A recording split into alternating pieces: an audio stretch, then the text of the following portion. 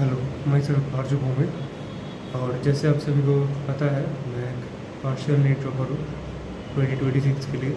और मेरा प्रिपरेशन चल रहा है अभी PW याकिन 2.0 बैच से। और मेरा अभी कॉलेज भी स्टार्ट हो गया है। और अभी तो 11:40 हो रहा है जब मैं सुबह का 11:40 जब मैं वीडियो पढ़ने बैठा हूँ। और मेरा क्लास है 12 बजे से। लेकिन मैं सोचा कि वीडियो बना ही देता हूँ, क्योंकि इसके बाद अगर समय मिलेगा या फिर नहीं मिलेगा तो मैं ज़्यादा लंबा नहीं करूँगा, मुद्दे पे आते हैं। इस संडे को मेरा एक टेस्ट, मैं हर एक संडे अप्रॉक्सीमेटली देने की कोशिश करता हूँ एक किसी भी इंस्टीट्यूट का टेस्ट। और इस संडे मेरा था, मैं पिक किया था आकाश का FT3 के बाद जो NBTS हुआ था, ये RM का रेगुलर मेडिकल बैच का फेज़ 2, जिसमें मैं था लास्ट ईयर। PW के साथ साथ वो टेस्ट भी मैं दे रहा हूँ अभी। तो NBTS एक था, NCERT पोस्टर टेस्ट सीरीज ऐसा कुछ करके, तो मैं वो दे दिया। और क्वेश्चन इजी था, मतलब आकाश के लेवल के हिसाब से, मतलब क्या बोलूँ, फिज़िक्स में थोड़ा बहुत मतलब वन लाइनर ही था, ज़्यादा से ज़्यादा कुछ क्या ही बताया। 2022 का जो पेपर था, मतलब फिज़िक्स का, वो जैसा क्वेश्चन किया गया था। 2021 का नहीं, 2022 21 में तो थोड़ा बहुत टफ आया था कुछ क्वेश्चंस। 22 का जो पेपर था उसका सिमिलर क्वेश्चन आया था। और बायोलॉजी तो मतलब पूरा ही NCERT से ही आया था। RBD के बाद ये वाला टेस्ट देने में बहुत मज़ा आया, क्योंकि ये तो कुछ नहीं था, मतलब बायोलॉजी में कुछ ही नहीं था। और वो जो टेस्ट था, मतलब भाई उसका ट्रॉमा मेरा 2 दिन तक नहीं गया था। और फिज़िक्स में बोला मैंने, और केमिस्ट्री में भी मतलब केमिस्ट्री में केमिकल बॉन्डिंग तक आया था, मूल concept, atomic structure, periodic table, मतलब पीरियोडिक को जो मतलब प्रॉपर्टीज़ है। और उसके बाद था केमिकल बॉन्डिंग, और केमिकल बॉन्डिंग मेरा PW में हो गया था। और मैं ये टेस्ट दिया स्पेशली क्योंकि केमिकल बॉन्डिंग का मेरा प्रिपरेशन कैसा हुआ है उसका इवोल्यूशन करना ज़रूरी था। क्योंकि पहले FT में, मतलब आकाश का ही FT3 में केमिकल बॉन्डिंग बहुत ज़्यादा घटिया गया था मेरा, मतलब बहुत ज़्यादा सिली मिस्टेक किया था। क्वेश्चंस मतलब आसान ही आया था कि, लेकिन सिली मिस्टेक बहुत किया था। 625 आया था, मैंने जैसा कि आपको वीडियो करके बोला भी था। लेकिन इस टेस्ट में मैं वर्क किया, मतलब उसमें ध्यान दिया ज़्यादा, मतलब थोड़ा बहुत ध्यान भी दिया। और सिलेबस खत्म करके आया, जैसा कि ओम पांडे सर पढ़ाया था वो सब पढ़ के ही आया।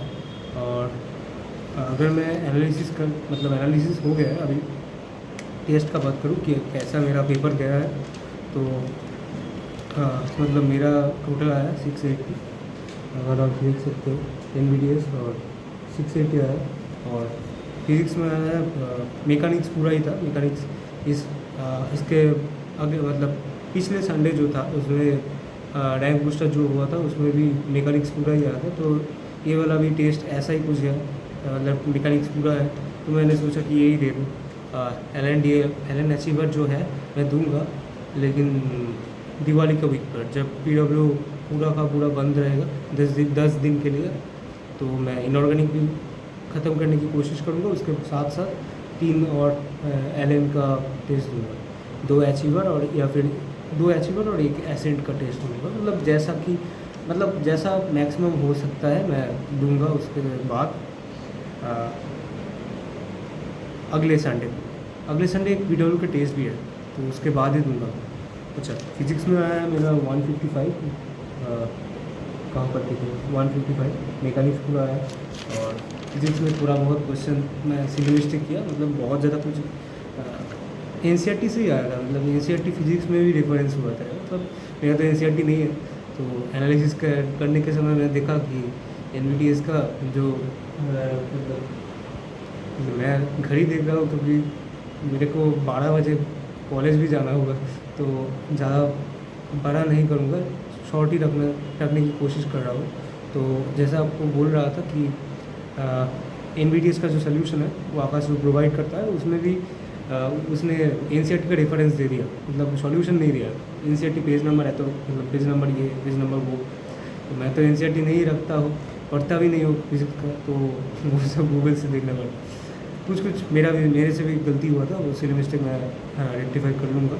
और उसके बाद केमिस्ट्री का मेरा है 175, देख सकते हो केमिस्ट्री में 175, और बायोलॉजी में भी अब देख लो कहाँ पर दिखेगा, ये जो बायोलॉजी है यहाँ पर 350 आया है।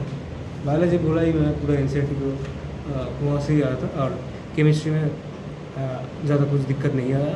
तो ओवरऑल पेपर का लेवल बहुत ज़्यादा ईजी था, और मैं कट ऑफ को लेकर बात नहीं करूँगा। आप अपना बेस्ट दो, और उसके बाद जो भी होता है तो वो मान लो, क्योंकि नीट 2025 एक ऐसा ही कुछ गया था।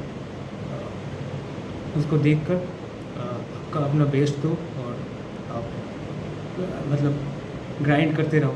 क्या होता है वो आता है, क्या होता है वो सब बाद में देखा जाएगा। अप्स एंड डाउन्स होता रहेगा, तो ज़्यादा ओवर कॉन्फिडेंट भी नहीं होना है, और मतलब पॉजिटिव वाइब भी रखना है, क्योंकि एक लास्ट चांस है।